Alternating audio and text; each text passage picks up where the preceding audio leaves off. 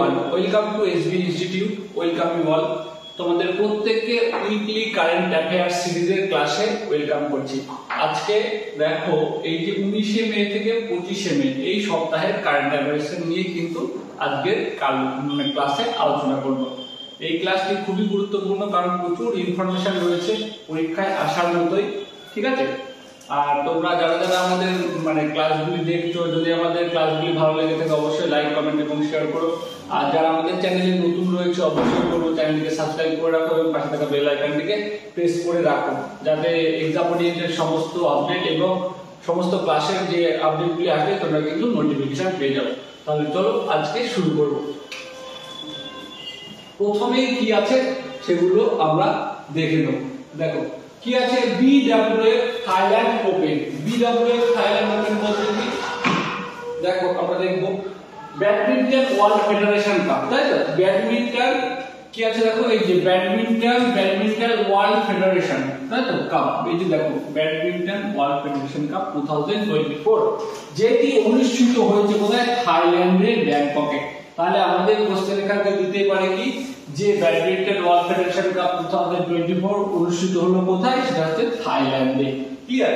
আর কি এই টুর্নামেন্টে খুব ভালো করে দেখো, এই টুর্নামেন্ট কোন টুর্নামেন্ট? BWF Thailand open 2024। কে কে আর কি কোন জুটি আর কি যে চ্যাম্পিয়ন হয়েছে সেটা দেখতে আমাদের কি, যে সাত্বিক সাইরাজ রাঙ্কিরেড্ডি ও চিরাগ শেট্টি পুরুষ বিভাগে যৌথ টাইটেল অর্জন করেছে, তাই তো? সরি, পুরুষ বিভাগে ডাবল টাইটেল বা যৌথ টাইটেল কিন্তু কি করেছে? অর্জন করেছে। খুব ভালো করে দেখতে হবে কোন দুই জুটি, কোন জুটি?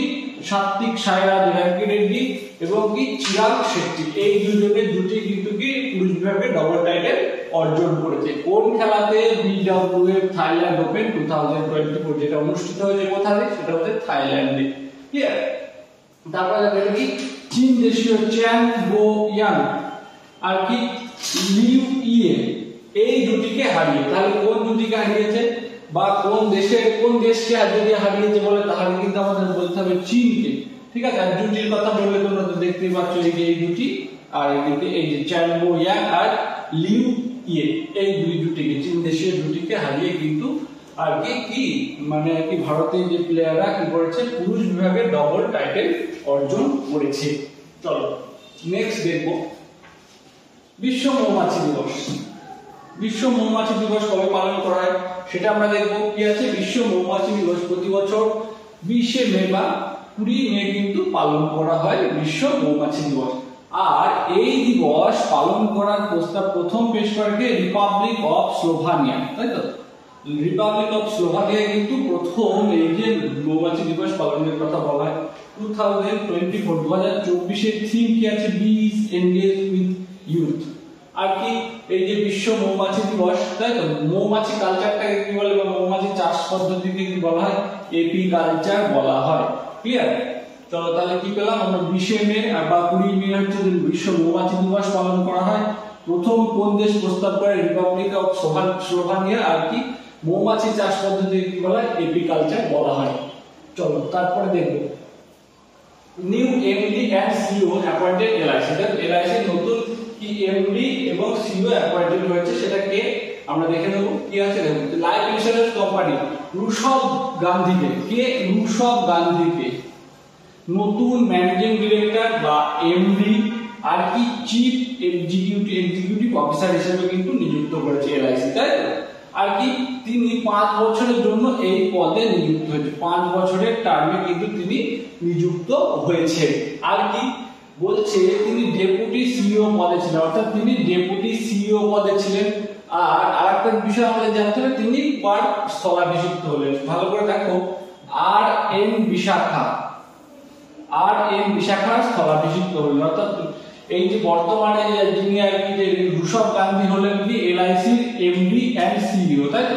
তিনি কার স্থলাভিষিক্ত হয়েছেন? তিনি কিন্তু RM বিশাখার স্থলাভিষিক্ত হয়েছেন। ক্লিয়ার?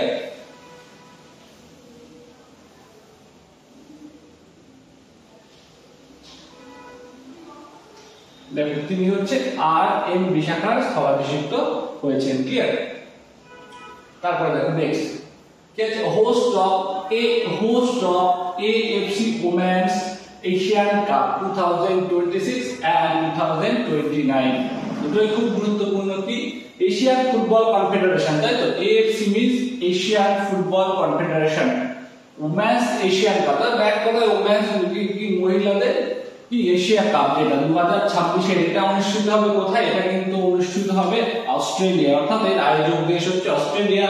আর 2029 এর কোথায় হবে? উজবেকিস্তানে, বা এর আয়োজক দেশ হচ্ছে উজবেকিস্তান। খুব ভালো করে জানতে হবে, তাই তো? তাহলে খুব যে 2026 এর ওমেন্স এশিয়া কাপ কোথায় হবে সেটা হচ্ছে অস্ট্রেলিয়া, 2029 এর ওমেন্স এশিয়া কাপ কোথায় হবে সেটা হচ্ছে উজবেকিস্তানে। এটি হবে অস্ট্রেলিয়ার দ্বিতীয়বারের আয়োজন, অর্থাৎ মানে ওমেন্স কাপ আর এশিয়ান ওমেন্স কাপ কিন্তু অস্ট্রেলিয়ার এবার দ্বিতীয়বারের আয়োজন। এটা অস্ট্রেলিয়ার পূর্বে একবার আর কি মানে ওমেন্স এশিয়া কাপের আয়োজন করেছে, কিন্তু উজবেকিস্তানের কিন্তু এটাই প্রথমবার হবে আর কি, মানে আর কি যেটা 2029 উজবেকিস্তানে যে ওমেন্স এশিয়া কাপ অনুষ্ঠিত হবে সেটা কিন্তু উজবেকিস্তানের প্রথমবারের, ঠিক আছে? ফিফা ওমেন্স ওয়ার্ল্ড কাপ দেখো 2027 আয়োজক দেশ কে? 2027 ফিফা ওমেন্স ওয়ার্ল্ড কাপে, অর্থাৎ ফুটবল ওয়ার্ল্ড কাপ, এটা সবাই জানি, ওটা লেখা নেই। বলছে আয়োজক দেশ হচ্ছে ব্রাজিল। তাই 2007 ফিফা ওমেন্স ওয়ার্ল্ড কাপ কোথায় হবে? ব্রাজিল। খুব গুরুত্বপূর্ণ যেগুলো আগে গেমগুলো কিন্তু 2024 ঘোষণা হয়ে গেছে কোথায় কোথায় অনুষ্ঠিত হবে।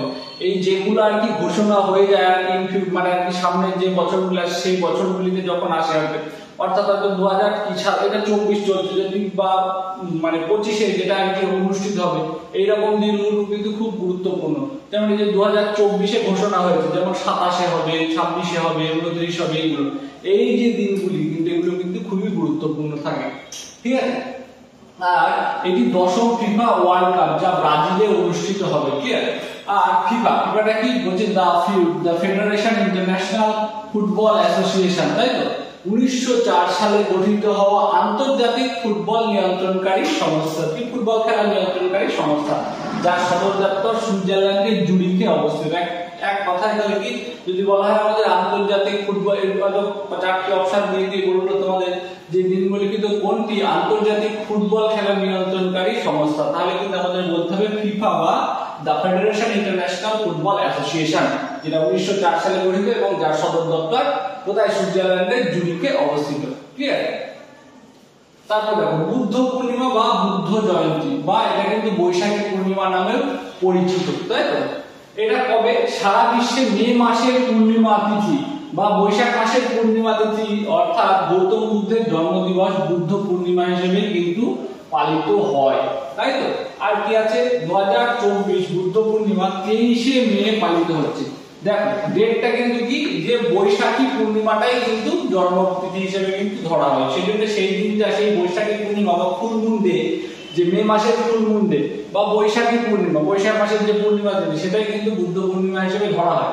এবার সেই দিনটা যেদিন পড়বে সেই বছরে সেই দিন সেদিন হবে, এই জন্য কিন্তু এখানে কিন্তু লেখা নেই 2024 কত তারিখে পড়েছে, 2024 পড়েছে কিন্তু 23 মে, ক্লিয়ার? তাহলে আমাদের যদি কোশ্চেন দিয়ে যায় যে 2024 বুদ্ধ পূর্ণিমা মানে কোন তারিখে পালন করা হলো, তাহলে কিন্তু আমাদের বলতে হবে 23 মে। আর এটি তার 2586তম জন্ম জয়ন্তী, এটা তার কত? 2586তম জন্ম জয়ন্তী। আর তার যদি জন্মদিনের কথা বলা হয় তাহলে কিন্তু 463 বিসি বিফোর ক্রাইস্ট তার আর কি জন্মতিথি, ঠিক আছে? মানে আর কি তার মানে যে এই মানে 463 খ্রিস্টপূর্বাব্দে কিন্তু তিনি জন্মগ্রহণ করেছিলেন। আর কি বৌদ্ধ ধর্মের প্রতিষ্ঠাতা হলেন গৌতম বুদ্ধ। আর বৌদ্ধ ধর্মের যে আর কি খুব গুরুত্বপূর্ণ কোশ্চেন যেটা সমস্ত পরীক্ষায় আসে, সেটা হচ্ছে কি যে ওই যে মানে বৌদ্ধ ধর্মের যে প্রধান ধর্মগ্রন্থের নাম কি, সেটা হচ্ছে যে কি ত্রিপিটক। আর ত্রিপিটক কোন ভাষায় লেখা? সেটা হচ্ছে পালি ভাষায় লেখা, এটা কিন্তু আমাদের জানতে হবে। আর যদি বলে বৌদ্ধ ধর্ম প্রতিষ্ঠা হয় কবে, তাহলে কিন্তু আমাদের বলতে হবে কি 400 থেকে 600 খ্রিস্টপূর্বাব্দের মাঝামাঝি সময়কালে। তারপরে world AIDS vaccine day, world AIDS vaccine day সেটা কি 18 মে দিবসটি ওয়ার্ল্ড এইডস ভ্যাকসিন ডে হিসেবে কিন্তু পালন করা হয়, তাই তো? আর কি এটি 27তম ওয়ার্ল্ড এইডস ভ্যাকসিন ডে, তাই তো? বা ভ্যাকসিন অ্যাওয়ারনেস ডে। আর এইডস এর ফুল ফর্ম কি আমরা জানি? Acquired immunodeficiency syndrome. আর এটা কোন ভাইরাসের জন্য হয়, সেটা হচ্ছে এইচআইভি বা হিউম্যান ইমিউনোডিফিসিয়েন্সি ভাইরাস। আর এই যে এইডস হলে কি হয়, এইডস হলে হচ্ছে আমাদের কি হয়ে যায়, যে আমাদের শরীরের অনাক্রমতা সম্পূর্ণরূপে ভেঙে যায়, যে কারণে আর কি অর্থাৎ আমাদের যে রোগ প্রতিরোধ ক্ষমতা সেটা কিন্তু নষ্ট হয়ে যায়। ঠিক আছে, দেখো আর কতগুলি ওয়ান লাইনার আছে সেগুলো আমাদেরকে মনে রাখতে হবে, খুব মানে ছোট করে দেয়া আছে কিন্তু গুরুত্বপূর্ণ। দেখো International Day of Biological Diversity, এটা কিন্তু খুব গুরুত্বপূর্ণ পরীক্ষায় আসার মতো। সেটা কি 22শে May International Day of Biological Diversity. আর কি ইন্টারন্যাশনাল ডে অফ মারফোর, এই যে মারফোর জিনিসটা কি, এটা হচ্ছে একটা বুনো ছাগল টাইপস আর কি, ঠিক আছে, যেটা আর কি পাকিস্তানের জাতীয় পশু। ঠিক আছে, মাথায় আর কি পেঁচালো শিং টাইপের থাকে, যেটা দ্যাট ইজ কি 24শে মে। আর Indian Commonwealth Day, Indian Commonwealth Day কিন্তু এটাও গুরুত্বপূর্ণ থাকছে কি 24শে মে। তাহলে এর ভিতরে আমরা এই যে স্লাইডটাতে আমরা কিন্তু দুটো খুব গুরুত্বপূর্ণ জিনিস পাচ্ছি। International Day of woman's maritime, ঠিক আছে, international Day of woman's maritime সেটা হচ্ছে 18ই মে। এর ভিতরে খুব গুরুত্বপূর্ণ যে দুটি সেগুলি কিন্তু আমরা পাচ্ছি 22শে মে, যেটা International Day of Biological Diversity. আর কি পাচ্ছি ইন্ডিয়ান কমনওয়েলথ ডে, যেটা 24 মে বা 24শে মে। এই দুটি কিন্তু খুব গুরুত্বপূর্ণ, তোমরা প্রত্যেকেই মনে রাখবে। আর দেখো কি আছে তারপরে, ইন্টারন্যাশনাল টি ডে, ইন্টারন্যাশনাল টি ডে বা চা দিবস, আন্তর্জাতিক চা দিবস, এটা কত 21শে মে, তাই তো। আর চা আমাদের এই যে চা আর কি কবে আর কি চাই তো প্রথম আর কি জিআই ট্যাগ পাওয়া পণ্য, যেটা 2004 সালে পায়, তাই তো। আর কি এটা আর বলছে national anti terrorism day, national anti terrorism day, তাহলে এটা কত 21শে মে কিন্তু হচ্ছে ন্যাশনাল অ্যান্টি টেররিজম ডে। আর কি ওয়ার্ল্ড টার্টল ডে, যেটা কত, যেটা হচ্ছে যে 23শে মে, ঠিক আছে। আর কি পাচ্ছি আমরা নেক্সট, দেখো world metrology day, world metrology day সেটা কত পাচ্ছি আমরা 20শে মে বা 20 মে। আর এর ভিতর থেকে এই স্লাইডটা থেকে তোমাদের জন্য, তোমরা যারা যারা আমাদের ক্লাস দেখো তাদের জন্য একটা ছোট্ট প্রশ্ন থাকছে আমার। সেই প্রশ্নটা হচ্ছে যে এই যে ন্যাশনাল অ্যান্টি টেররিজম ডে, এই যে আমাদের ভারতের যত সৈন্যবাহিনী রয়েছে, ঠিক আছে, বা যত সুরক্ষা বাহিনী রয়েছে, সেই বাহিনীর মধ্যে কোন বাহিনীকে মানে আগে কোন সৈন্যবাহিনীর কোন বিভাগটাকে কিন্তু বলা হয় কি সন্ত্রাস দমন শাখা বলা হয় কোন বাহিনীটাকে, সেই বাহিনীর নামটা কিন্তু আমি তোমাদের কাছে জানতে চাইছি। তোমরা যদি কেউ জেনে থাকো অবশ্যই তোমরা কমেন্টে জানাবে। দেখো আর কি আমাদের কিন্তু আমাদের ইনস্টিটিউটে কিন্তু অফলাইন ব্যাচ চলছে, ফাউন্ডেশন ব্যাচ চলছে। আবার কি সেই ফাউন্ডেশন ব্যাচে কি কি থাকে, WBCS, CGL, CHS, WBPSC, WBP, KP, rail, ডব্লিউবিটে, এই সমস্ত কিছুকে কিন্তু একদম একসাথে করে একটা সুন্দরভাবে সমস্ত কিছুকে মেনটেন করে একটা ব্যাচ চালু করা হয়, ফাউন্ডেশন ব্যাচ। তোমরা যারা যারা আমাদের এই ফাউন্ডেশন ব্যাচে ভর্তি হতে চাও তারা কিন্তু আমাদের যে ইনস্টিটিউটের যে নাম্বারটা রয়েছে সেই নাম্বারে কিন্তু যোগাযোগ করে ভর্তির যাবতীয় ডিটেইলস নিয়ে তোমরা কিন্তু শুরু করে দিতে পারো তোমাদের পরীক্ষার প্রস্তুতি, ঠিক আছে। আর কি আর ক্লাস শেষ করার আগে বলবো, যারা আমাদের চ্যানেলে নতুন আছো আমাদের চ্যানেলটিকে সাবস্ক্রাইব করে রাখো এবং পাশে থাকা বেল আইকনটিকে প্রেস করে রাখো, যাতে পরবর্তী আপডেট আসার সাথে সাথে কিন্তু তোমরা আর কি নোটিফিকেশন পেয়ে যাবে। কারণ আমাদের চ্যানেলে কিন্তু সমস্ত ক্লাসেস এবং মানে সমস্ত পরীক্ষা রিলেটেড যাবতীয় ইনফরমেশন থেকে শুরু করে এবং কি একদম ডেইলি ক্লাসেস দেওয়া হয় সমস্ত সাবজেক্টের খুব গুরুত্বপূর্ণ ক্লাস সম্পূর্ণ ফ্রিতে দেওয়া হয়। সেজন্য বলবো চ্যানেলটিকে সাবস্ক্রাইব করে রাখো এবং পাশে থাকা বেল আইকনটি প্রেস করে রাখো, তোমাদের কাজে আসবে। তাহলে দেখা হচ্ছে পরবর্তী ভিডিওতে বা পরবর্তী ক্লাসে। ততক্ষণ তোমরা তোমাদের প্রস্তুতি চালিয়ে যাও। Thank you for watching us.